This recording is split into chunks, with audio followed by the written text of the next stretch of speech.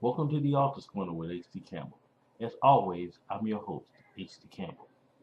I want to start the show by thanking everyone, by giving thanks. Giving thanks to my viewers, all who have a desire to be interviewed, everyone who loved the show and loves everything about the show. All of my supporters, all those who work for me, the staff, the people that do the music, the voiceovers, my assistant. I want to just thank everyone for making this show what it is. Many of you think of it as an honor to be interviewed or to be a part of the show, but it's really me that's honored to actually interview you guys and get a chance to come in some of your world and come into your homes and studios and learn about your books and your music and your talents and everything.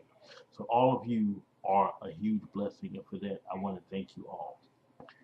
Now, without further ado, we got two big interviews for you today. First, we're going to start off with sensual poet Kottyn. Then we're going to definitely round things off with a double dose of author Tasha Bynum. All interviews are going to be so great. And the reason I say double dose is because, Tasha also does my news segment. So after her interview, she'll do her regular news segment as well. So without further ado, when the Author's Corner returns, we'll start with author Kottyn. Have you checked out the Author's Corner lately? It's the best show you're not watching. Every 2 weeks, we bring you author interviews, news, and the best of the industry. With special guests, it's no wonder it's the fastest growing show around. There are two ways to check me out. Log on to my website at www.hdcampbell3.net or my YouTube channel at HD Campbell 1230. And as always, let your writing fuel your spirit. welcome back to the Author's Corner. My next interview is with sensual poet Kottyn. And the reason why that name sounds so familiar to you, besides the fact that you bought her books and listened to her speak and friended her on Facebook and talked to her, this will be her fourth time on this show. And every time we talk, it's always been a treat. So, without further ado, here's Kottyn. Oh, wow, that could take a little while. But I am Kottyn Campbell, the soft-spoken poet, queen of seduction, lady of love. And I'm an author, performer. I do promoting, I do events. I actually have written 7 books. I took 2 of those books off the shelf. There's The Love Letter, Seduction's Lips, Sweet Mangoes, Picking Cotton's Book of Poetry, Strong in My Woman, He's Beautiful to Me, and the newest book, which is not poetry, is 10 Reasons Why Black Men Stop Dating Black Women. Oh. So I do a lot of stuff. We got to discuss that book as well as your other books here a little later. Cause you gave, I have a lot of questions for you right now. That book is going to be about maybe 2 questions. But as always, I want to take you back to the beginning. I always ask, how did you get started being the soft sensual poet? Actually, I've always been very soft-spoken, even as a child, or I just wouldn't say anything at all. I did more listening to people, as a lot of times I do now. But since I already had the soft tone and I already had this natural sensuality, I just kind of decided to go with what I already had. There was no reason to try to deviate from that and try to perfect on something that was already naturally came to me. So I decided to go with that. And, I like that I'm soft, and I like that I'm sultry. I like that. I like that part. I love that part of me. Okay. Well, how did that transition from you writing poetry? I started actually writing how I felt down because people, like I said, I did more listening than talking, and so because people were never listening, they were always too busy talking. I would write down how I felt, and then that turned into writing into poetry, and I would do it at church quite often, and then one day it turned into something more sensual. I would write more sensual later in the years, and that's when Red Snapper found me on Facebook and said, "Hey, come on my show." And I was like, "You do know what I write, right?" And then I was using the language. Now I don't use it's explicit language, just because I don't want to say the explicit language. So if you ask me to perform it and it has to be foul, then I probably won't do it. So I had to take that out. Plus, I wanted other people to hear. I have people that are pastors, friends that are pastors, and it's like, I love some of your work, but some of it I can't read. And I didn't want there to be boundaries on anything that I write that people can't read. Right. And including my children. Right. I want to talk about that for a second before I move on. I think I've had this discussion with you before, and I've also had the discussion with GPA and other sensual poets. You write very sensual. You write very sexy. You write very seductive, but it's also very tasteful. And a lot of the critics that you have don't really understand the fact that this is poetry that couples can read to each other. This is poetry that you can talk to your lover about. This is not just let's have sex poetry. Right. And it's not. It's definitely not It's not me promoting sex to anybody. Right. Definitely not that. I always advise that if you're not at least 30, you shouldn't be listening to what I'm doing because you have no clue of what's going on in life as far as having a relationship. Because whether you're a Christian or not, sex is a part of your life. Mm-hmm. Sensuality should always be a part of who you are. The sexuality should be a part of who you are as a couple, not as somebody who's trying to be promiscuous, because I'm not promoting that at all. Exactly. I strongly advise against promiscuity, being promiscuous. I really, really don't want people out there thinking that, she's saying that we should just be, no. This is really for people that are in seriously committed relationships or married. I prefer the married side of it because it makes it more exciting. See, I love that. Because, see, I'm going to go ahead and just put it out there. You are a female version of GPA. GPA basically just says that, and you do the same with the men he does to the women. You make love to a man's mind as before. And when you can capture a man's mind, you're doing very well. Now, don't laugh like it's not true. I mean, well, Yeah. Well, but it's not. Well, I will say that it's not my goal. Well, it's my goal, but it's my goal to turn on men and women. Mm-hmm.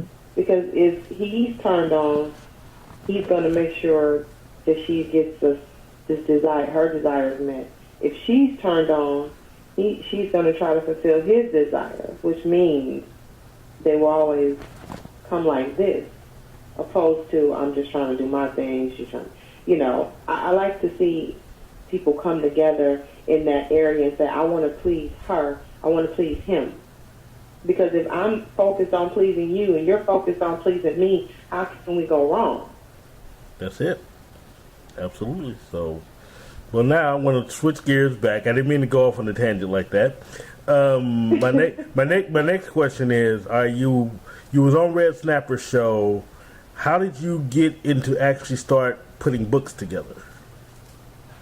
He is the one who said. Initially, there were a million people on Facebook saying, "When are you going to write a book? When are you going to write a book?" Or if you decide you're going to write a book, let me know. And then I said, I think I'll write a book. And I reached out to those very people, and nobody had nothing. So when I went on to Red Snapper's show, he said, "This is what you do." And I said, "Really? That easy?" He's like, "Yeah, you can self-publish, get a book out there, do your thing." I was like, "Okay, So I did. And once I learned how to do it on my own and I realized I have control, I'm not a control freak. I'm not. But I've been in enough situations where people have let me down that I'm kind of okay with relinquishing that control over that something that's so important to me. It's understandable. Or to have somebody who would want to come in and say, well, let's change this. No, because I wrote it that way because I want it that way. And I want you telling me that I can't write a certain way because this is how I felt when I wrote it, and I want the people who's reading it to feel what I was feeling. But if you're changing something, then you'll probably take away from that because you're thinking a different way. I'm saying that. See, you're so good. You got the trains coming in the background. See, everybody want to hear the interview. You got the trains, dog. Look at you, putting me on the spot. The trains are coming. So that's the Underground Railroad. Oh, there you go. Exactly. So, well, now, how many books do you have out to date? To date, there's The Love Letter, Strong in My Woman, who's beautiful to me, Seduction's Lips, Sweet Mangoes, and now 10 Reasons. So that's right now, it's 6 books. Okay. Right now, there's 6 books out. All right, well, from your first book, what prompted you to go out and start doing shows and going out there into the crowd? This was not my plan to perform. One of the gentlemen who does poets in Sacramento, who does poetry by the name of Terry Moore, he used to do these open mics, and so I decided to go one day, and I did, and he knew that I had a book out. So he's like, hey, I want you to perform something. I was like, whoa, I just came to bring you my book. And listen, I don't want to perform because I'm not ready for that. He says, no, you can do it. So and I'm reading from my book. But before I get up, I'm listening to everybody angry, everybody is political, everybody is, there's some male bashing going on, and I was like, whoa, I don't think I fit in here. I was a little intimidated at first. And then I realized that I was bringing something different because I'm going to get up and talk about love, and I'm going to do it in this soft, subtle, spoken tone. Yeah, I want to do this. I want to be last. Please make me laugh because I'm going to take them out with something different. Right. And I did. And so that's kind of how I got thrown into performing. That's how I got thrown into performing, Well, so, and I don't regret it at all. Well, here's the way I said. I haven't had the pleasure of being at one of your shows. Hint, hint. You need to come to St. Louis. But I've seen videos. I've seen you actually perform, and you're very good. You're extremely well. So I need to come to a live show. Good. So, come to a live show. But now that I bring that up, I need to ask you a big follow-up question. You do very well, and but you're also human. You do very well, but the problem is you doubt yourself. Why? I would have to say probably because I don't see what the next person sees, and I'm just being me. So it's not that big of a deal to me. Like, it's almost like when I do something nice for somebody, I don't see it as this grand gesture at all. I just see me as, I don't want to see you struggle. I don't want to see you going through a bad time. I don't mind helping out. It's no big deal. I take the thank yous and I move on. But it's really no big deal. But other people seem to put more emphasis on certain things than I do, and I think I'm just not as overly excited about things like that. Like, I absolutely love singing and performing certain things a certain way. I love to watch the audience's reaction to it, male or female. I love the look on their face. Like, I like to see the looks on their faces when I get up, when I hit the stage and I do the thing that I do, you know. So I don't know that it's so much to doubt it. And then I watch how people put so much emphasis on spoken word artists who are angry and political. But I talk about love all the time. And if you ever pay attention to my page, you'll notice that if I say something really angry and I'm pissed off or something, you'll get a whole bunch of people saying, hey, you know, blah, blah, blah. Everybody's got something to say. But I talk about money. Mm-hmm. Everybody's got something to say. Mm-hmm. But if I'm talking about love and, you know, I love this man and he's done this and he's done this, you'll see 1, maybe 3, maybe 5 people might say, oh, that's so nice. Or somebody else, oh, I like that. But that's what nobody really wants to talk about love. But see, that's what I'm talking about. That's what makes you so unique. Because again, the majority of the poets are political. Majority of them are, you know, activism and angry and the system and right. And you come up here and you just say, let's love each other, and here's how we do it. That in itself should be something. And I'm not and I'm not saying get a big head, but pat yourself on the back every once in a while. Cause I mean, you're absolutely right. When I did Winter Love, the honest, that was an amazing show. Every time I do it, it's absolutely great. I have great performers in that, and I love that people come out and support what I'm doing. Like I've had packed houses where they're standing room only, you know, with this show, and so I think that's probably the only time that I really give myself that pat on the back, as you say, is when I do this. With this 10 reasons. Now, with this 10 reasons, I'm giving myself a pat on the back for this. Okay. Because I said some things in this book that most women wouldn't say out loud, period. They just won't. At least not where the world can hear them anyway. Well, let's talk about that. Number one, what inspired that book? I have family members who literally who marry outside their race, have children with these women, and they're probably only dated 1 or 2 black women, if any at all. But then I hear, this is what really prompted it. I get tired of hearing people talk about black and white all the time. Mm-hmm. True, there's still some racism out there. I'm not saying that there's not. But it's nowhere near as horrible as it was 400 years ago. It's nowhere near as horrible as it was when my grandmother was coming up, when the black and white signs were sticking out there. Mm-hmm. Why are we giving it so much life now? Like, I feel like this is where my passion kicks in, because you're still giving this power over who you are as an individual when you shouldn't. Mm-hmm. That's it. The only thing that should have that much power over you is God. That's who you should make sure has that much. And to be honest, I've been discriminated against my own kind than I have against than anybody else's, any other races. I've experienced that once in my life, but never ever to the extent of which my own. And right now, my own ain't this. My own is those that are good to me. Mm-hmm. That's my own.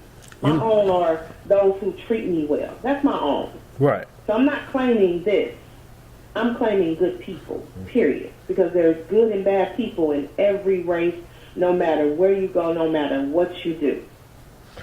So I got tired of listening to, like, my aunt said, oh, he left me for a white woman. Would it have hurt less if it was a black woman? Exactly. The fact that he left you, period, should hurt enough. Right. The fact that he cheated on you, period. Right. I don't care who he was with. That should be the issue, mm-hmm. Not what her skin tone is. But if that's who happens, who he ended up falling in love with, then so be it. I don't care. Just be happy, you know?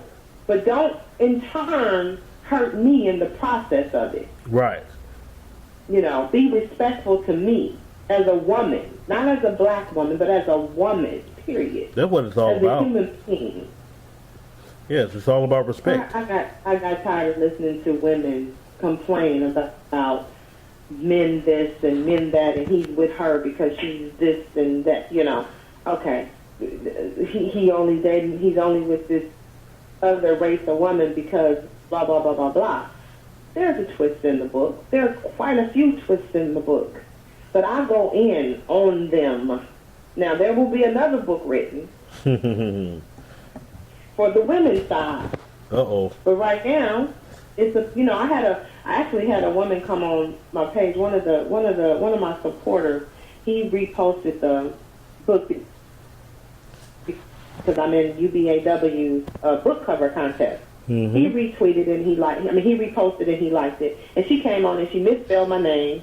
She's a teacher. She misspelled my name, and then she says, I wouldn't read this. This is disrespectful. I'm offended. Blah blah blah. Huh? You haven't read the book, but you're offended, because right? What?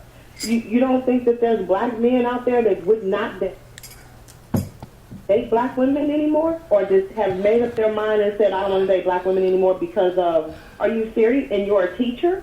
You a teacher. And so she went in, right. And I said, you know what? I said, I appreciate your feedback. I appreciate, because I'm expecting this controversy. I'm expecting women to be upset. They're going to hate me and they're going to love me. There's going to be some that hate me. There's going to be some that love me. I don't care. I want you to, because I'm tired of y'all's black behinds complaining and thinking that you have done no wrong. You are wrong in certain aspects. Do you know what? There are.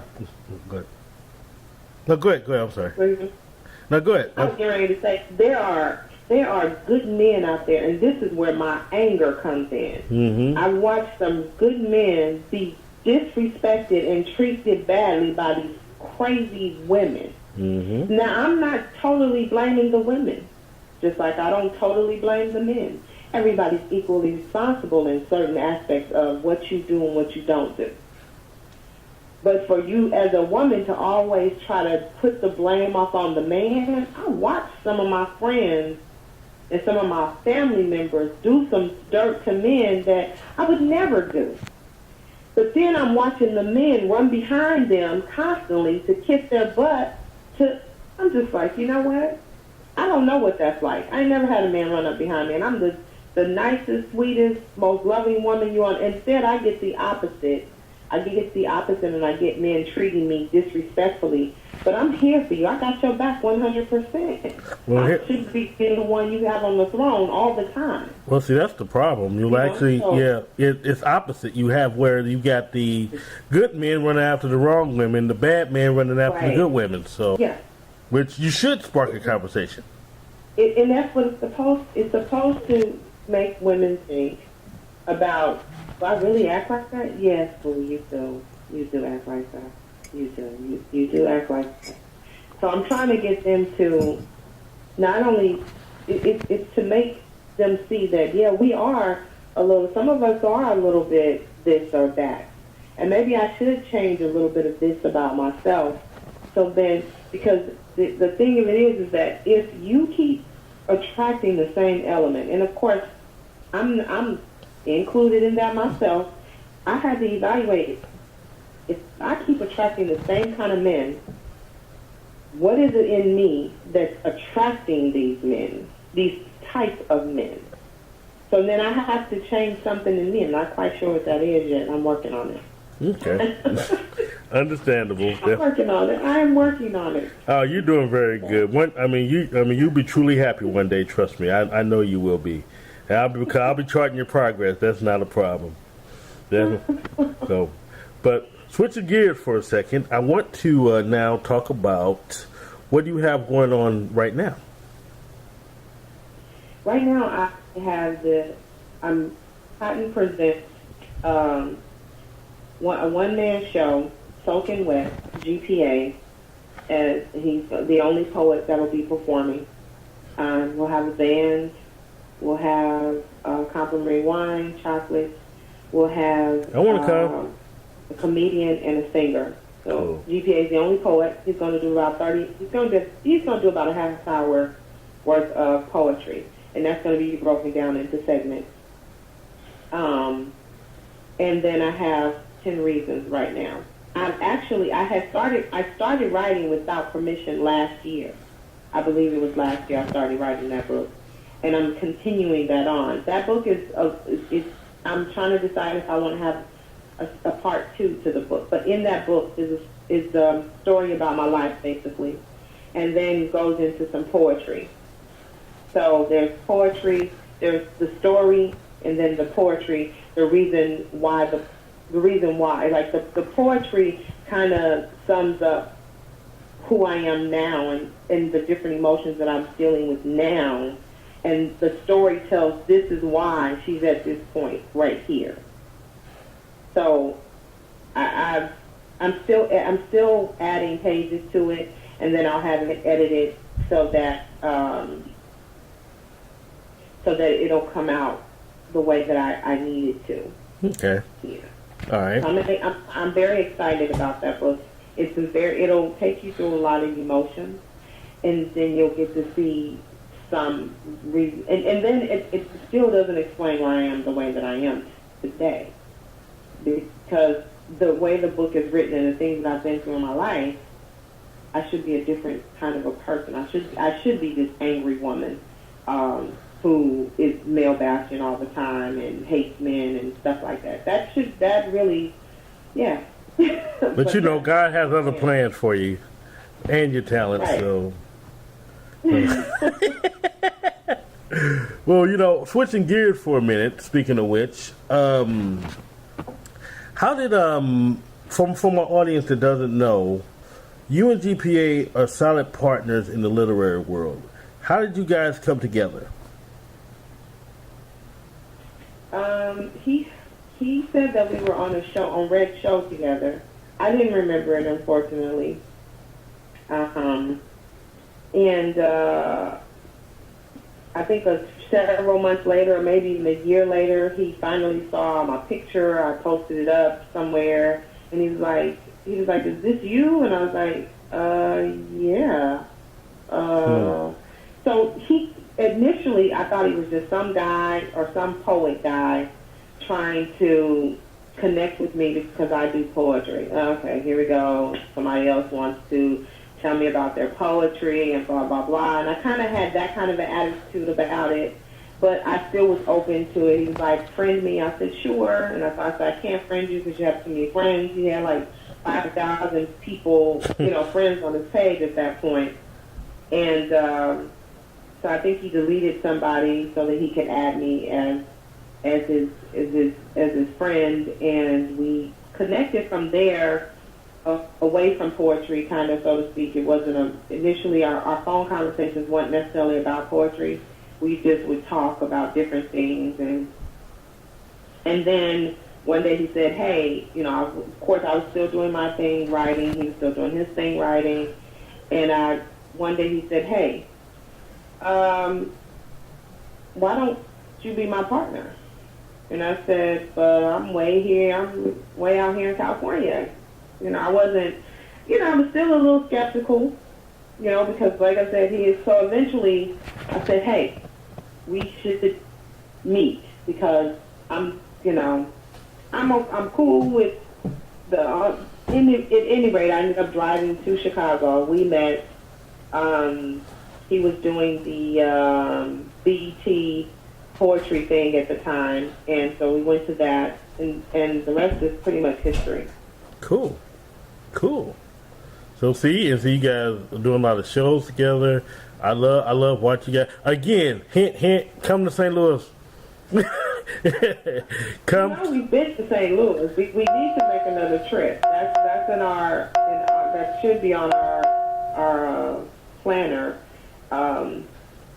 I was going to come to St. Louis, but I'm not as familiar, and I would definitely need a guide, because the last time we were there, I told you we haven't been since we got robbed. Right. Well, I told you I'd be your guide. That's not going to stop us from coming. Exactly. But I told you I'd be y'all's guide. That's not a problem. Just let me know when you're here. that works out. So I want to go to the spot we went to before because the Sweetie Pies? Yeah. Huh? The Sweetie Pies? Well, yeah, I love Sweetie Pies. No, there was, I can't remember. He probably remembers the name of the poetry spot we went to before, but it was a nice poetry spot. There was like two things going on in this one building. So we're talking to the sensual poet, the love doctor. We're talking to we're talking to everything. If you look all these words up in your thesaurus, Kottyn will be right there. We're talking about. So we've just gotten to a conversation about relationships and her current book and everything. It's well, I think my ex-husband used to say to me that I could write a book about how to be a good wife. Needless to say, we're divorced. Right. Hence the word ex. But he used to say that to me. I never could understand. He used to say, he would say that, but he would follow it up with, because you are like a Asian woman, black woman, Caucasian woman, Mexican woman, all rolled into one. Wow. And I said, really? You know, I never looked at that. And he said, but you're good for the ego.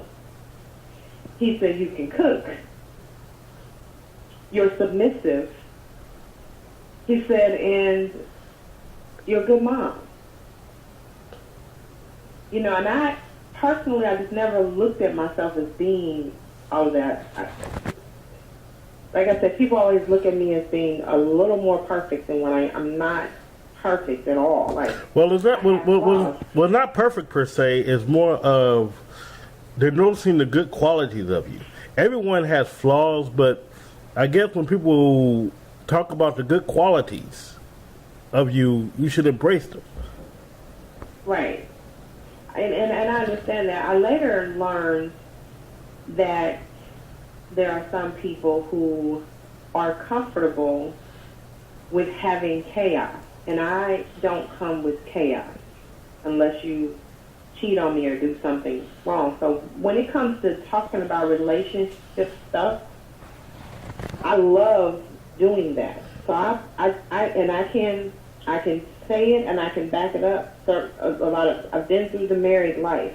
It wasn't a good one, and I don't blame him. Rewind. I don't just blame him. I blame myself as well because of certain things that I knew, and I went in anyway. So it's my fault as well as his that it just didn't go the way that it should have, the way that I expected. And I'm able to talk about that. I'm able to talk about being in a committed relationship but not married. I'm able to talk about having a baby daddy. I'm able to talk about being in a relationship with somebody who married somebody else while he was with me. I'm able to talk about that kind of thing, you know, so I can go around the table, because the one thing that I managed to do, the one thing that I think is very, very important is that I had to evaluate my role in those situations. What was I thinking? What was he doing? What was I doing? Why did I stay? Why did I stay? You know, knowing that this person didn't love me or the relationship had gone sour. You know, it's just a matter of evaluating and not placing blame, but finding ways to figure out how to stop it or to change it so that something different. If you want a different reaction, you have to do something different. You can't keep doing the same thing and then think you're going to get a different reaction. No, you're going to get the same reaction. If I keep striking the match, eventually it's going to light. Nothing else is going to happen. Mm-hmm. You know, kind of like that. So, yeah, I love talking about relationship stuff. But that's why I feel you should give great advice. We'll talk about that at a different time. Well, back to your book and everything. Where do you see? Where do you pretty much so see this book going in about a year? Oh my goodness, I've really seen myself sitting on somebody's talk show, several of them at that point. and having this conversation. And because I think one of the things that I find important about what I've written is that I'm not a doctor. I don't have a bachelor's degree in psychology or in anything for that matter. So I'm just a regular old woman. Minus the old, you're not old.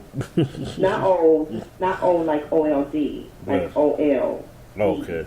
Old, just a regular old woman. I'm just a regular woman who has these thoughts and things about, I can talk to you, and I can talk to you about physical abuse. I can talk to you about mental abuse.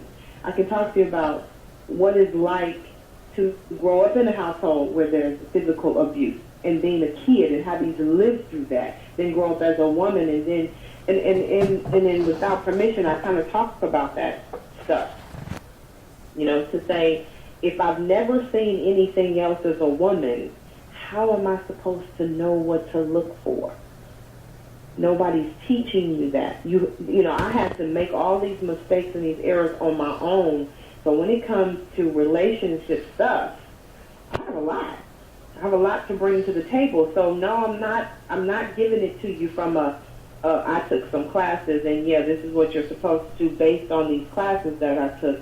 I'm telling you based on real life experiences that I've had to deal with, and people that I've had to deal with, and things that I've had to go through, and the hurt that I've had to deal with, and then I have to heal, and then I have to turn around and go through it again, and then I have to heal, and I turn around and go through it again, and it becomes a cycle, and you say, okay, God, what do I do? Wait a minute. Hold that thought just for a second. Be right back. All right. So now, so my next question is, how will I be able to get in contact with the South Central Poet? You can find me Facebook. You can find me on Amazon. You can find me on Twitter. You can find me on Reverb Nation. You can find me on all these different social medias. LinkedIn. You can find me there as well. www.softspokenpoet.com. Definitely, you can find me there. Any of my books are found on Kindle and Amazon. So I'm not hard to find. Kottyn, the soft-spoken poet, that is me. Okay. You look up Queen of Seduction, I might come up. I am the Lady of Love. I just recently got that title somebody gave me. The Lady of Love. They were like, the Lady of Love, and you don't have a love in your life? I said, well, kind of, no, not really.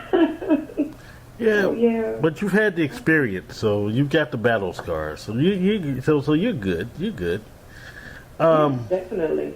I'm trying to alleviate some of the scars, even though I'm still telling the stories, you know. And the funny thing about telling the stories is I'm not telling them because I'm still harboring over them. I'm telling them because I want people to know that I'm not just on this natural high somewhere, because I wake up happy, you know. I wake up with this glow. I wake up that way because there's no other way for me to wake up. I had to get over those things. I had to heal from those things so that I can move forward. But doesn't mean I still don't have the stories to tell, because yes, I remember them. Yes, I remember what the pain is like.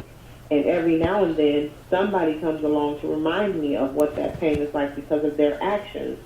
So, and then in turn, I have to regroup and say, hey, I can't have you around me because you would cause this kind of pain, and I already know that. So immediately now, I can recognize the warning signs right away and keep it moving, you know. Deep. Amen on that one. Yeah. Amen to definitely. So, well, my next question for you is: you mentioned a couple books that you had to take off the market. When are they coming back, or will they be coming back? Not. They're not. They're not coming back because they were books. The first book that I wrote, which was Kottyn's Picking Book of Poetry, or Picking Kottyn's Book of Poetry. I wrote it, and as I went back and I read it, and I said, some of the poems are really great, But then I didn't like some of them. Like I said, there in that book there was language, and I yeah. I didn't want to use that language. There is a poem in there that I pulled, and I think I put it in.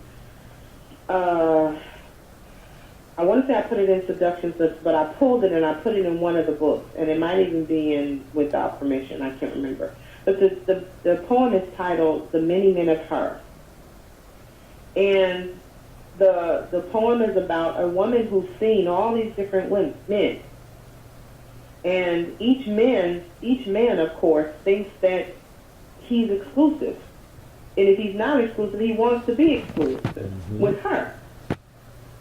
And basically, at the end of the poem, I say, if you calculate how many women you've been with, times that by 10, her numbers you'll have. So women, and I posted yesterday, women are better liars, we're better at cheating, and we're better at keeping quiet about things. Men have a tendency, if they sleep with somebody, they want the world to know about it. Exactly. If somebody's going to get told. Why? Because they're trying to get some points. Yeah, and they get caught. We get caught all the time. The behavior changes, and we as women, we watch that. We see that. Like, yeah, you wasn't wearing cologne 2 months ago. Now all of a sudden you want to wear cologne? We're too obvious. You know? Right. What's going on? Right. You know? Women, we pretty much keep the same pattern. Nothing changes with us. And this, again, coming from my ex-husband, said, you would be a great CIA spy because they would never suspect you. You're sweet. You come across as so honest. And he said, you really could be. He said, if you wanted to be a cheater, you could be a cheater, but it's not in your nature. I said, exactly. It's a choice, and it's what I choose not to do. You know what, Kottyn? You just gave me. I'll talk to you about that later. You just gave me an idea for something. We'll talk about that off camera there. But you just gave me an idea for something, and I'm going to definitely give you credit for it. That won't be a problem. So my next question comes in. With all that you have going on, when does Kottyn rest? Or does Kottyn even know the definition of sleep? My friends are going to see this and say she's allergic to rest. She don't know what that is. So somebody sent me a text and said, next time somebody asks you what you're allergic to, tell them you're allergic to sleeping. Tell them you're allergic to resting. I said, look, I rest when I can. To be honest, I don't get enough sleep. It's not sleep, it's rest, as you said. I don't get enough rest, more so because I'm not at there was a point, and I won't go over this too long. In 2008, I worked at a warehouse. And I worked almost 7 days a week sometimes. It's 13-hour days sometimes. So by the time I would get home, I would cook, clean up, make sure the kids were good, and I would go to sleep, start all over again.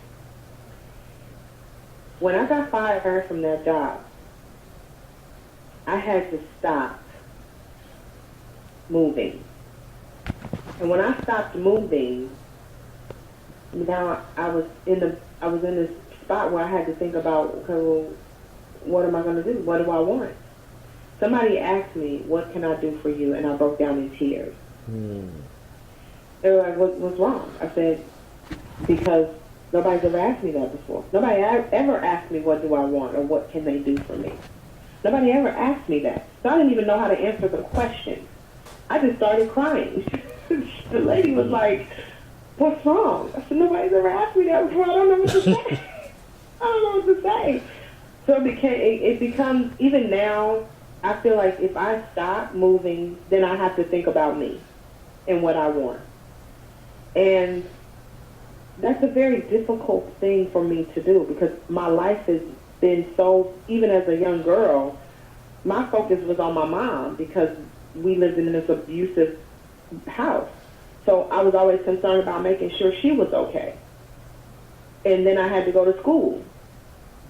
And so I had to do, homework. So then I had to focus on that. But that fear of laying there, never knowing when the next loud bump you're going to hear is going to be your mom being hit, and the police is going to be called. My focus could never be on me. So even as a young girl, my focus was always on somebody else and how somebody else felt and what somebody else was going through. And it carried on into my life because then I had children and I got boyfriends and I got a husband. And so then it became, and then work. And so now I have all these other things to focus on. So I think it would take somebody else, a man who really loves me, to come in and say, hey, I'm going to focus on you and I need you to stop for a minute because I need to be able to do that. That's understandable. That's definitely understandable. Now, my next question, 'cause I got some stuff to discuss with you off camera here a little bit, because I can say I really like what you're saying. My next question, before I get to the favor I need to ask, do you have any final words for someone who are trying to get where you are, or become a poet, or become, an author? Anything you want to say, or any advice you want to give? I would have to say that whatever your heart desires, go with that. GPA, I'm not sure if you know, but he interviewed Nikki. I don't know who. I'm just going to say this out loud, and I'm not ashamed of it. I don't know who Nikki Giovanni is, but he mentioned her. And because I said, I'm sorry, but when I did my research, her name didn't come up, so I'm not familiar with her work at all. And he went on, he interviewed her, so he's excited. I'm listening to the show. Other people are calling in, and there's this woman, a couple of women that called in, which I just thought was insane. They called in to say, well, I'm a poet, and I just don't know what direction I should go. What do you think I should do? I said to myself, if I were Dr. Giovanni, I would have said to her, you need to follow your heart. You don't ever ask somebody else what they think that you should do. Exactly. Your validation, if you're a true writer and it's coming from your heart, and you're a true artist and it's coming from your heart, your validation should come from God. It's each and every time, not what somebody else is doing, because now you're trying to pattern yourself after what they're doing. That's it. Make yourself your own. Don't follow in the direction of somebody else, even if they are successful. Your success may not come the same way. It's going to come a different way, because what is for them is for them, and what is for you is for you. And that's just my take on it. Everybody may not like I said, I don't have a bachelor's degree. I have a life degree. 40-something years of it. Okay, 27 for the third time. So I'm just saying. But this is what I tell my children. If you want to find out something, if you want to know something, everybody ain't for you. They're not going to be for you. I can only tell you what's going on based on my experience. Right. You have to find your own experience. Exactly. So no, I want, as an author, I 100% agree. Well, now I want to wrap this up by asking my favor. I was wondering, can you kind of blow our minds a little bit with a few sensual words? I would love to do that. I like when people ask me to perform. Cool. I get all excited. Like, yeah, you want me to perform? Well, this is always my favorite part of the interview, so. Okay, I'm going to do, I don't know if I've done this before, but I'm going to do it again anyway, because it's one of my favorites. I'm about to say, do it anyway. I love it. I can remember stories, those things my mother said. She told me fairy tales before I went to bed. She spoke of a happy ending, then touched me in the inside. She turned my nightlight off, then kissed my face goodnight. My mind is filled with visions of perfect paradise. She told me everything. She said he'd be so nice. He ride up on his horse and take me away one night. Happy with him, we riding out of sight. I wonder if he would ever cry for me. That's the ultimate compliment. See, I don't need him to be a crier. Just cry at the thought of losing me, never having me in his life, causing such a great emotion that there's nothing else left for him to do but shed a tear of sadness and loss. I wonder if he remembers how I embraced and put my lips up on his face. I know he wishes I could do this over and over again. See, I don't need him to cry because he got caught. Cry before the loss, before thought of doing anything that would cause him to lose something so sweet. See, just the mere thought of him losing me should make him take 2 steps back and think of our love and how it was meant to be. See, you, me, and she make 3, and I don't get down like that. See, I need him to share the tear of joy not just because of our sexual joy, but because he enjoys the woman in me. See, flowers are sweet and well. I love when he invites me for a bite to eat. That's just sweet. He would do that for anyone. I need him to share the tears. He's down on one knee waiting for me to answer because he just popped the question. Listen, ladies, this is a life lesson and a beautiful blessing.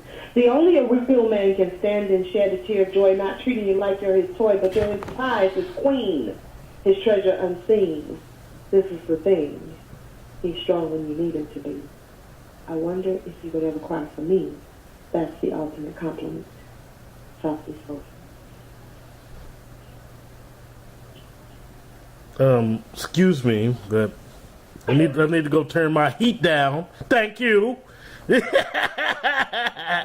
No, I loved it. I want to thank you again for talking to me. And when your new book comes out, we are going to have this conversation again.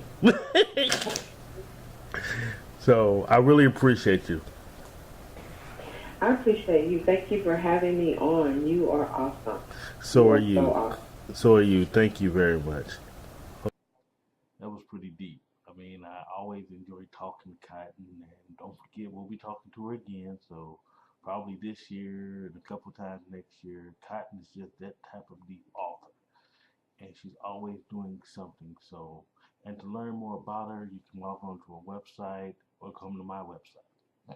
Now, when we come back, we'll talk to our correspondent Tasha Bynum about her books. Then later, you get another one of her news gossip segments.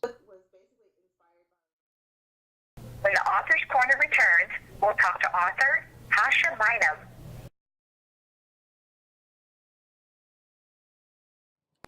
Log on to www.htcampbell3.net for showtimes, for links to the guest sites and more. That's www.htcampbell3.net. See you there. Do you need a manuscript edited? Perhaps you need a press kit or some ghostwriting done. HD Campbell Productions will offer the most professional services at the best price. We also do book trailers, publicity, newsletters, and more. Check out more in the online marketplace section on my website at www.htcampbell3.net. And as always, let your writing fuel your spirit. Welcome back. Just recently, we added a new segment that brings you more lighter news as well as news you can use. For that, author Tasha Bynum is the woman with the master plan. She does our news and gossip segment here on the Author's Corner, but for right now, let's get to know her. I'm here talking to my newest correspondent and author, Latasha Bynum. How you doing? I am great. Happy to be here. Very happy to be here. Thank you. Well, I'm happy to have you, and also I want to thank you for being a correspondent for the Author's Corner.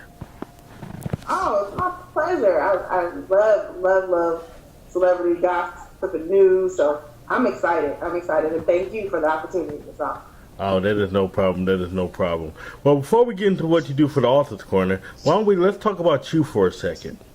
You're an author, so tell me a little bit about you as an author and what do you write, and give me the titles of your books. Okay. My book was basically inspired by a relationship I was in. I've always been a poet, and that's really where my heart lies. But after I wrote several poems about a breakup, and the breakup happened like maybe 7 years before the book came. But I took that time and used it as therapy through my writing. So when all these poems came together, they were just so, I'll say these characters were very colorful that I had created, because I didn't want to not tell my story, but I really wasn't sure when it came to licenses and all those things and permission and all that. So I just changed the names and changed the characters, and but I wrote my story, and I was really excited about it. And after it was over, everybody told me this has to be a book, because at first it was going to just be a series of poems that I was going to release. But I'm happy now that it's crossing the line, and it's an urban romance book.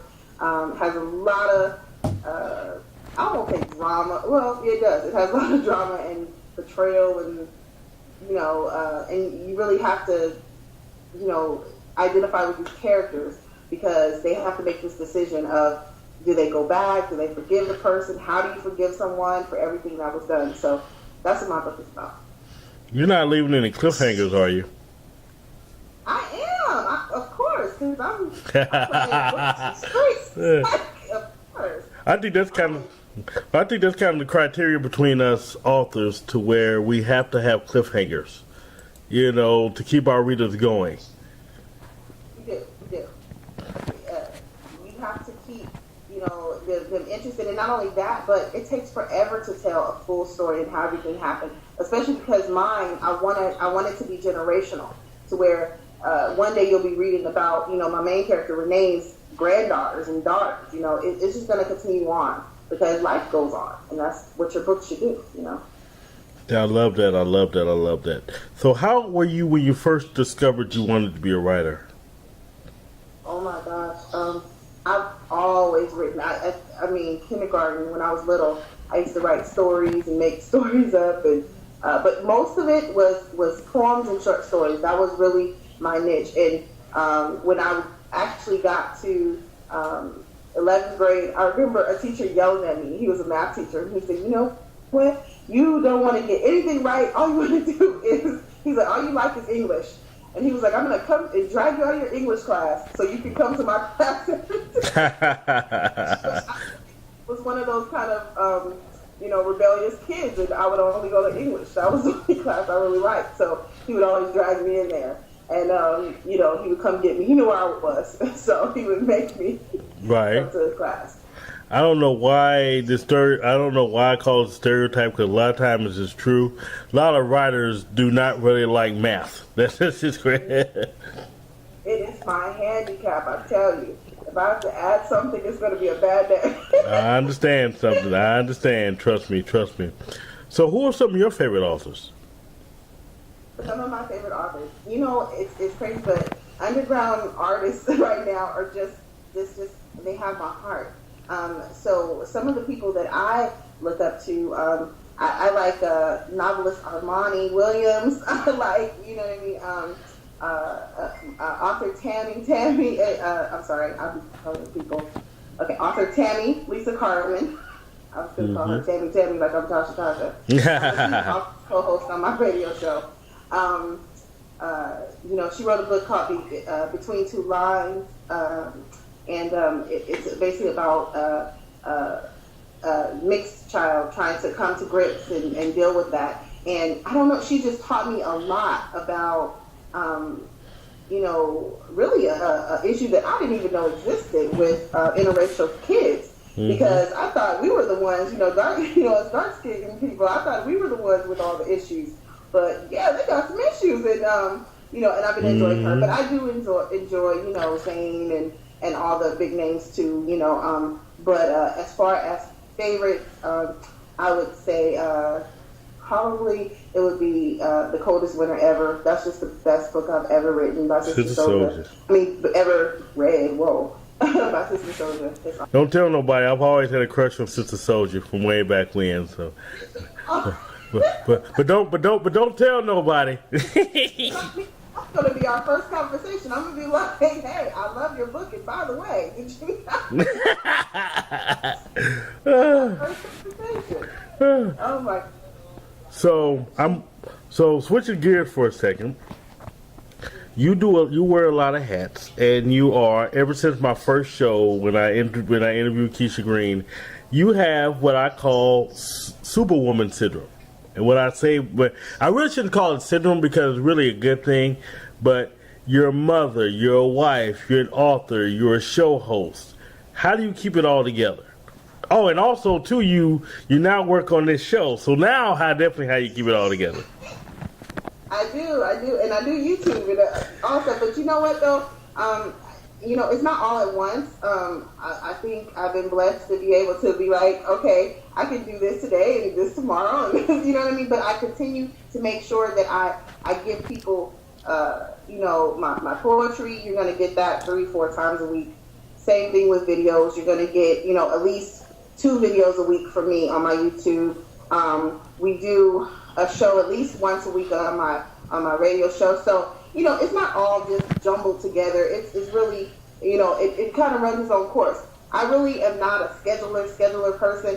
When I feel it, I write, I put it out there, and that can be a good thing or a bad thing. So now I'm looking to be more disciplined. I look up to you for that. You're like Mr. Discipline over there. You're like, are you busy right now? I'm like, no. Sometimes it's hard to work it out, though. Sometimes it's hard, but so believe me, I have my challenges too. Yeah. I try to make sure I live and take advantage of each day that I have, because I know that time, is short, So, just as long as you make time for that, you'll be good. Oh, well, you do it very well, because you always seem to find time to talk to me, especially when we was putting this together. So you're doing so you're doing very well as far as I'm concerned. Yeah, and that's another thing that I will say too. You kind of don't want to schedule your life to the T, because you never know when opportunity is coming. And I try to always be available for opportunity to come, and not only to come, but to reach out to people so that I can create opportunities for myself. That is one thing I do think that is really, good to do. Well, before I move on, I'm going to talk about that. I'm going to put you on the spot for a second and tell everybody at home that's really much so how we started talking. We started talking about the industry, and that's pretty much so how we came together to not only for this interview, but to work together on this show. And spoiler alert, we'll be working on a new show coming soon. I'll be talking about that later. But right now we're talking about Tasha's interview. So I want to just say that you never know. So I just want to reinforce to say basically what Tasha's saying is correct. You can't overschedule, because you never know when events like this may happen. Yeah. So with that said, go ahead. Okay. I'll tell them about that. I basically came running to you, like, help me. I was about a day away from signing my life away. That is really what it was, because I was getting offered very little, and not necessarily for a lot, but if you're only getting very minimal, like, bare bones, it could be a lot. And, I've been, I'm not like new and just popped out of the toaster. I've been doing this for about 4 years, but I've been doing it all my life, really, to the writing side. But really, like, going hard on social media, YouTube, everything, 4 years, writing every single day. And a person comes along and says, you know what, I can do this, and I can do this, and I can do this. And this person was like, okay, you just pay me the low price of. And I knew it didn't sound right, and I said, okay, I need people that I admire, that I look up to, that have been in the game for a while.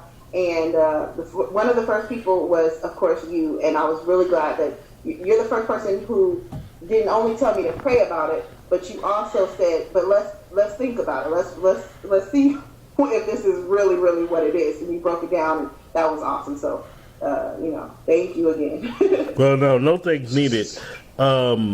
What I admire about you is, you see, I'm pushing this back on towards you. One thing that I admire about you is the fact that, a lot of us authors that are down to earth think alike to the point where we can come to each other. We're never too busy for each other as far as what we need, because to be honest with you, this is more than likely advice you would have probably given me if I was in the same position. Yeah, I would have, exactly. Mm-hmm.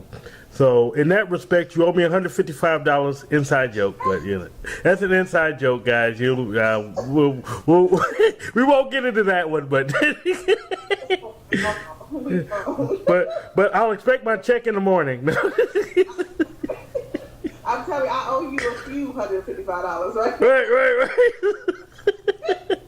And it's crazy, but yeah, you're so right. In this industry, we have to stay humble, and B, we have to really make sure that we are available to help and pass it on to other people, because this game is really shiesty.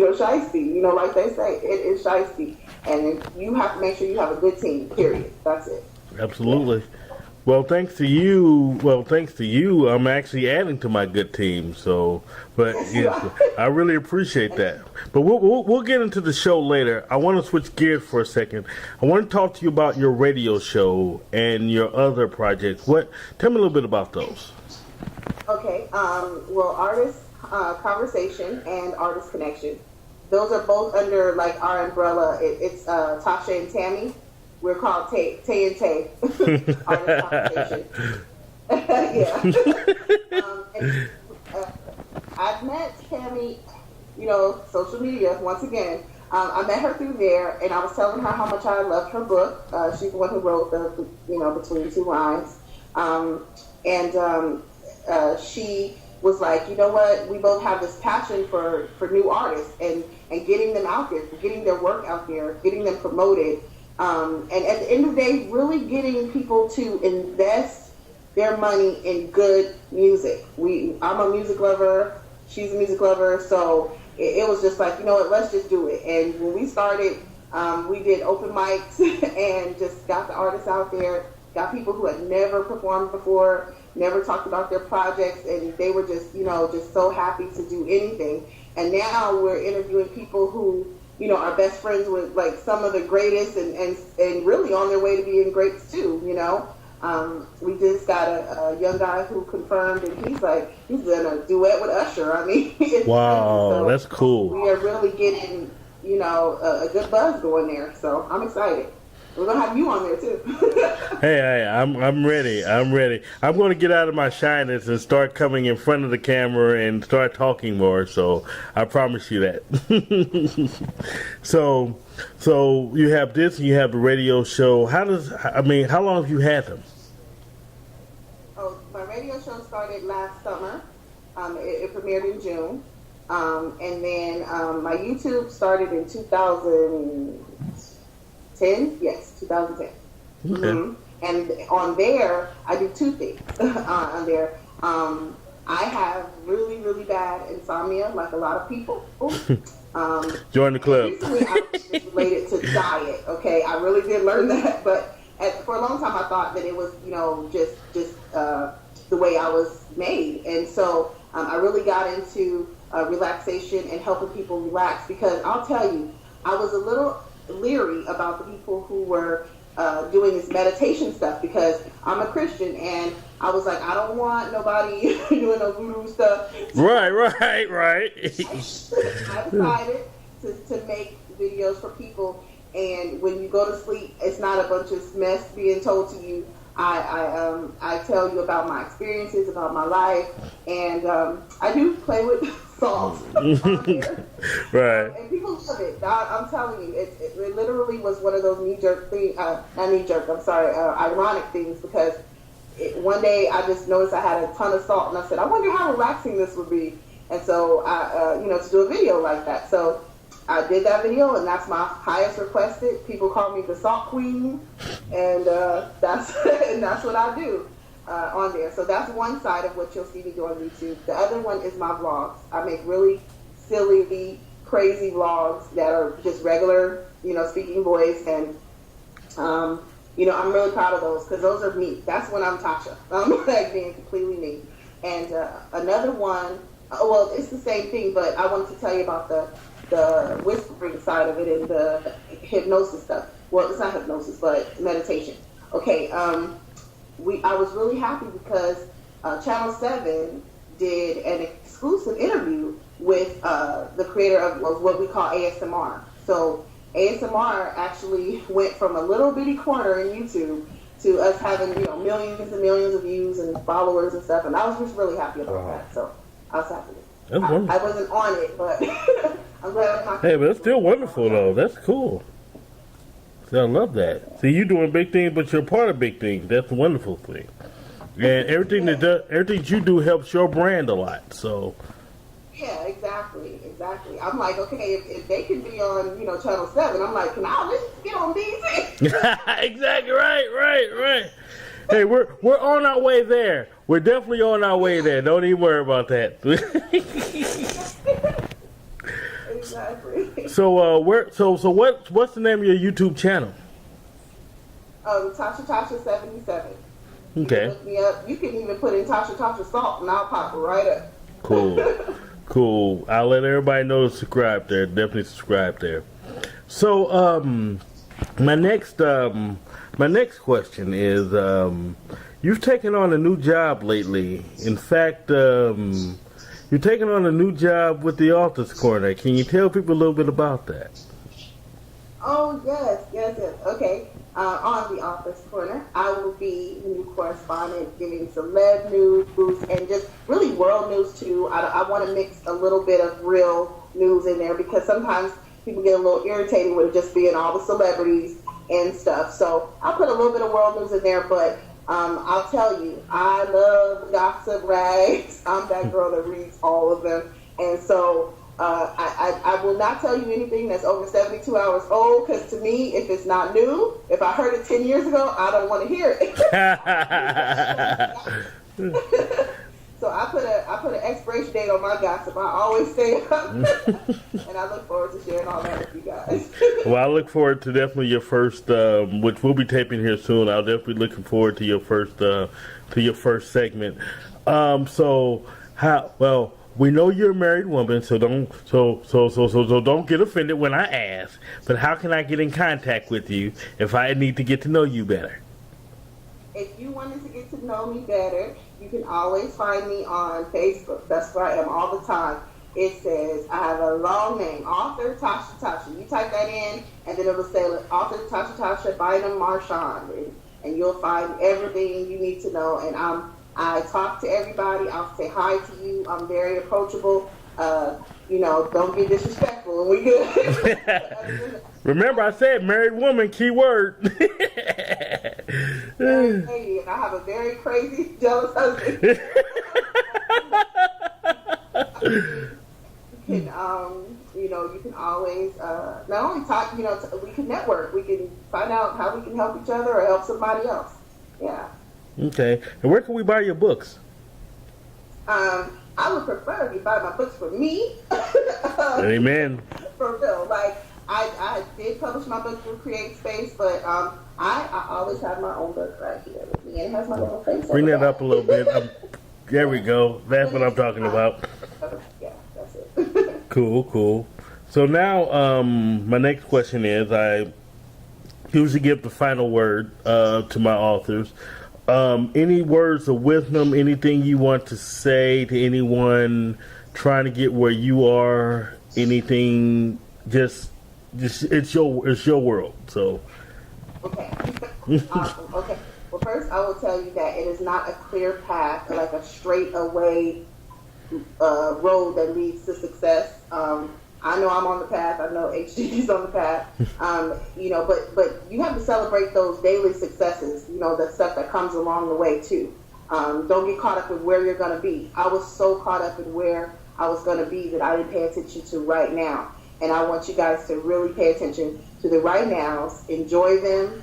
Get better. Get better, and just keep going. That's the thing. And know, you kind of have to have a BS nose. You have to know because when you see it, when you smell it, when you hear it, you just have to know it. So develop those skills and you'll be good. Now we got to know Tasha a little better. Let's check out her news segment coming up next. When we return, we'll get the latest in gossip news from author Tasha Bynum, and then a final thought from H.D. Campbell. Do you need a manuscript edited? Perhaps you need a press kit or some ghostwriting done. H.D. Campbell Productions will offer the most professional services at the best price. We also do book trailers, publicity, newsletters, and more. Check out more in the online marketplace section on my website at www.hdcampbell3.net. And as always, let your writing fuel your spirit. Have you checked out the new H.D. Campbell Productions website lately? It has new interactive features. More information on books, services, shows, and more. Check out videos, slideshows, and more at www.hdcampbell3.net. And as always, let your writing fuel your spirit. Hey everybody, welcome into another celebrity news segment with your girl Tasha. I am going to be talking about a few topics today for you all. It was some really juicy stuff this week, so let's get into it, okay? Well, first I wanted to talk about Oprah Winfrey evicting her stepmom.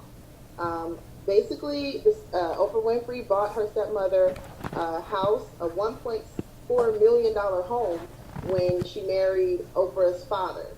And basically, they divorced last month. It was a really nasty divorce, and Oprah wants her out within 60 days. The lady is named Barbara.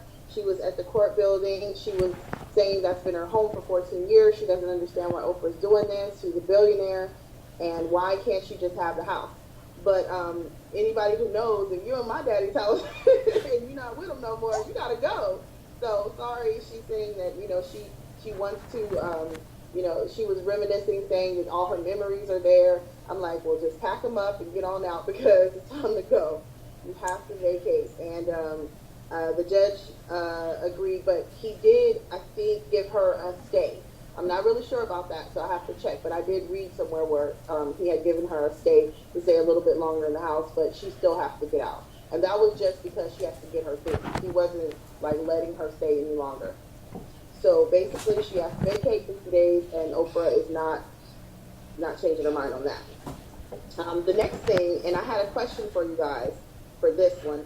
Lupita Nyong'o, I believe is how you say her name, from 12 Years a Slave, the Oscar winner, is the new spokeswoman for Lancôme. Lancôme, yeah, their makeup line. And she is the first black person, period, black spokeswoman to represent them. Now, I have a question.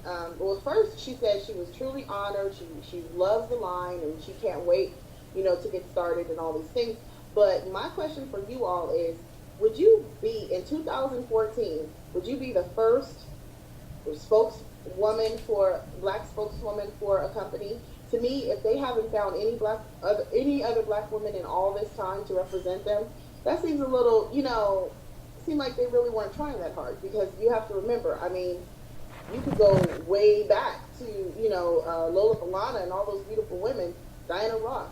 Why now, in 2014, do they find it necessary to have a black woman? I don't know. I take issue with that. You guys let me know what you think. But she says she's honored. She's doing it. So, cool. Good for her. The next thing, Toni Braxton. More Oprah drama. Toni Braxton had beef with Oprah. It was like epic. It was on her Behind the Music. If you guys watched that, she said Oprah was so freaking mean to her when she basically asked her, well, she more grilled her about her spending habits and why she was bankrupt so many times. And she said, you have Gucci flatware and 300 thread sheet bedding and all this stuff. Why are you, basically broken? Why are you asking people to feel sorry for you? Toni Braxton blames that interview for really basically the fall of her career. But I guess they're over it because she's going to be starring in a new biopic for the OWN network. It's going to be a new show, a new movie, and it's going to be about Darlene Love, a 1960s singer who basically she sung behind everybody. She worked with Frank Sinatra, Aretha Franklin. Phil Spector is the one who discovered her in high school. So we're going to be on the lookout for that, and I'm glad to see that those two ladies put their beats behind them. And yeah, so we're going to be on the lookout for that to tease it. Next, I have some Matthew Knowles news. His baby mama, Alexandra Wright, is heading to a homeless shelter in Los Angeles. Basically, she said, first she went on Inside Edition and said he was neglecting the baby and that she doesn't understand why he doesn't help her out or pay any money. Well, at one time he was paying $12,000 a month to her. Now he got it reduced to $2,400, and she says this has left her in financial ruin, and she is basically saying that she's being evicted. So she says that they'll be in a homeless shelter in LA. My question is, what was she doing with the $12,000 he was paying? And also, $2,400 is pretty good. Get a job. Like I don't get that. That's my question to you guys. Maybe I'm being unfair. And then in the Inside Edition interview in the beginning, she said she didn't care if Beyonce had anything to do with this because it's not about Beyonce. But I guess eviction makes her want to get closer to her family because now she's saying, where is Beyonce? Where is Solange when we're going to be homeless? They need to get to know their brother. I was like, it sounds a little fishy to me. So you guys let me know what you think about that. Then I have some news about Chad Ochocinco, who says that it is impossible for him to be monogamous, although he loves Evelyn Lozada, who is just had a baby last week by a baseball player named Carl Crawford. Yeah, LA Dodgers, a baseball player, Carl Crawford. And basically he's saying that it's impossible for him to be faithful, but he married Evelyn because she was so fine. So I'm like, that's a good reason to base your marriage on. Anyways, guys. Oh, and he was being interviewed by Peter Bailey from The Real Housewives. What is his job? I'm sorry, but I think Bar 1 is now closed down. You know, their famous bar down there. So I guess he's trying to be a commentator. Well, it would be commentator, interviewer. I don't know. But okay, get a check. I'm not mad at you. So he's basically talking to all the guys don't nobody want to talk to, all the losers who headbutt their wives and stuff. So, all right, moving on. Ashanti and Nelly news. Ashanti, basically last month she had a premiere of her Braveheart album that's coming out very soon, and she was blowing kisses at Nelly via FaceTime, I believe. Yes, FaceTime. And now he just posted a picture of his Women Crush Wednesdays, and it was another woman. I think it was a model, actress, I don't know. But basically, it was completely not Ashanti. And I just want to know how you ladies will feel about that. Or you men. If it was Men Crush Mondays and you was just getting, blowing kisses and showing public affection for somebody, and then all of a sudden, a month later, yeah, not so much. But those two been kind of getting on my nerves a little bit because they're always off and on for years. The next person we have is Tiny T.I.'s wife. Her and her bestie and hairstylist, Shakona. And, okay, Shakona is her name. This is just ridiculous because I just had to point this out. You know how you spell her name? It is not how you think. Her name is spelled Shekinaah. I was like, Shekina, but she called it Shakona. That's what she said. So basically, they are all ready to go to launch this new television show, which is going to be a spin-off of The Simple Life that used to star Paris Hilton and Nicole Richie. Yes, but shout out to Nicole Richie because that's where I get all my information. Yeah, but Nicole Richie. So they're going to be going around and doing crazy things, having adventures. You can watch if you want to, but I wanted to leave you guys a little commentary here, okay? And then I'm going to close it with a really nice story for you guys. But, okay, my question here was if you can handle their voices, because when they start talking in that Atlanta, that deep South slang, nobody's going to be able to keep up. But either way, I think it'll be fun and entertaining because they make me laugh. I'm serious. And I think that'll be a good thing. The next thing, I have some Chris Brown news. he called his boo, who has another ridiculous name, Karuche. I was like, I would hate that name. That name sounds horrible. But he left a really sweet message for her and his fans. He says thank them for the support of his video Loyal. I think it was at like 3 million views in a week or something. It was crazy. And I'm sure it's up to way more by now. But he wanted to thank her so much for her support and his fans. But he said no one has been more supportive than his girl, Fuji. And then he said he loved her. So I just want to say, I don't, and he called her from jail. So I just want to say, I don't know why Chris Brown is in jail, and then we have crazy people who kill people, they run free. I think it's a complete injustice. That's just my own opinion. And I will leave you guys with that. You let me know what you think. You always can follow me. Check me out. I'm on Facebook. I'm Tasha, author Tasha. I'm Moni Tasha on Twitter. So you guys come find me. If you have any celebrity gossip that you would like to talk about or send me, go ahead and inbox me. Thank you guys so much for watching. I'll see you next time. Bye. When we return, I'll have a statement from our next expert, Makasha Dorsey. When we return, H.D. Campbell will give advice from author, editor, agent Makasha Dorsey. Relationship issues or questions about loving yourself? Check out my newest columnist, Sharitha Newsom. Her column provides tell it like it is advice from a personal perspective. Get to know Sharitha Newsom on my HD Insider page website at www.hdcampbell3.net. And as always, let your writing fuel your spirit. Ever experienced a love for someone so forbidden, you feel so wrong, but yet his passion makes you feel oh so right? Even if you have, meet Solomon and Sheba, my award-winning author, Francine Kraft, and experience it all again. Experience the roadblocks of pregnancy, past transgressions, and the deathbed confessions threatens the most powerful of romances. Can they survive?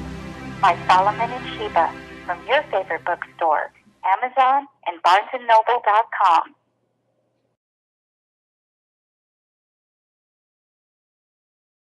Welcome back. This week's expert advice comes from Makasha Dorsey of the Dorsey Group. The Dorsey Group handles PR, marketing, editing, all types of different things for all types of different clients. Makasha wants to give you a little advice about PR and how it works. So here it is. Public relations is more than writing press releases and blindly submitting them to unsuspecting journalists. Good PR relies on knowing your brand and telling the story behind your brand in a way that compels your market to act.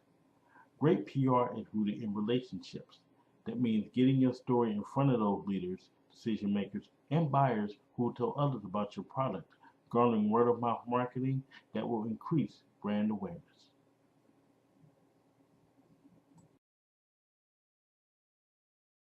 When we come back, my final thought.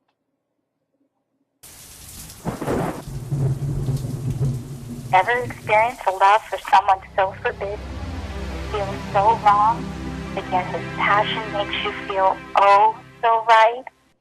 Even if you have, meet Solomon and Sheba, my award-winning author, Francine Kraft, and experience it all again. Relationship issues or questions about loving yourself? Check out my newest columnist, Sharitha Newsom. Her column provides tell it like it is advice from a personal perspective. Get to know Sharitha Newsom on my HD Insider page website at www.hdcampbell3.net. And as always, let your writing fuel your spirit. Welcome back. Now a few updates. As you all know, I'm an editor, marketing rep for TL Bliss Press.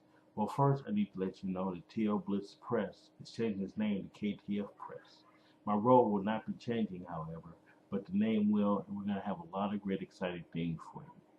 Next, Show Me Records, which I'm also affiliated with as a marketing PR director myself. They have a new A&R now. His name is C. Anthony Sharp, and he's going to bring great things to the company, including some deals I can't mention right now, but we got some big things coming with Shelby Records. Finally, look out for more articles on the Divisionaire blog. It's Blogspot, the visionaryblogspot.com. There you'll find a lot of articles written by me as well as other great writers, as well as Most Precious, who's in charge of the blog. It's just going to be a lot of great interviews, a lot of different things going on.